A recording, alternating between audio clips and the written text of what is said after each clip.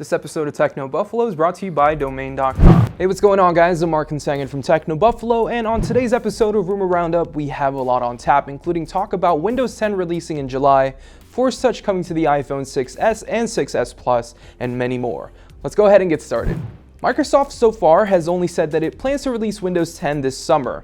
Other versions of the new OS, such as Windows 10 Mobile, will launch at a later date. However, a more specific target may be in mind. AMD CEO Lisa Su commented recently suggesting that Microsoft wants to kick the operating system out the door to consumers by July. Reports are saying that July 29 is one of Windows 10's shipping deadlines, which suggests it's the final release to all consumers. Windows 10 will be free when it does launch later this summer, and we can't wait to try it out. Samsung's Galaxy S6 already offers one of the best smartphone camera experience on the market, and it's about to get even better. According to a new report, Samsung is about to borrow a camera feature from the iPhone 6 and push it out to users through a new software update. Sam Mobile said it has been testing an early version of the new camera software that will reportedly be included inside the Android 5.1 Lollipop update. In it, users will find more advanced manual camera controls for tweaking exposure before taking a photo. Apparently, Samsung's new controls will allow users to adjust exposure based on a certain spot inside the frame, similar to how the iPhone can lock in on an area and then manually adjust exposure. This is a tweak I personally have been waiting for, so we can't wait to try it out. The camera tweaks are expected in Samsung's update next month, and Sam Mobile said that shutter speed controls and RAW support will also be included.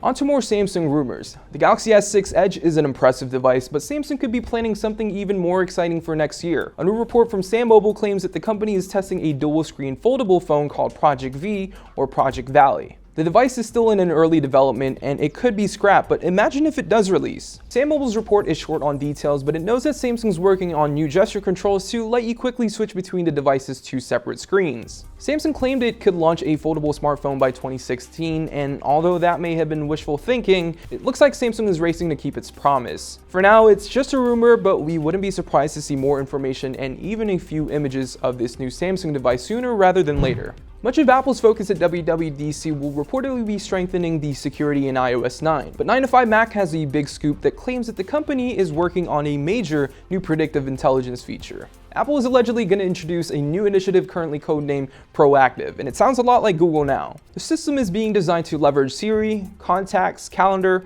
Passbook, and third-party apps to proactively provide information before users even ask for it. That could mean sports scores, weather, directions, and more, all showing up without the need to launch different apps and services.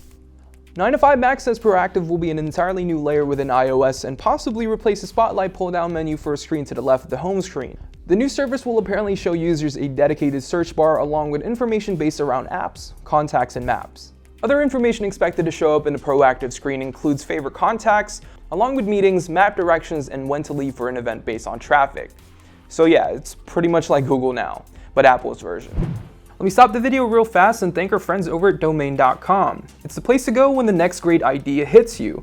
It's a one-stop shopping for all your domain names and web hosting email needs. Domain wants to hook our fans up with a pretty cool offer. Save 20% on domain names and web hosting if you use the coupon code TechnoBuffalo. It's all one word in caps at Domain.com's checkout.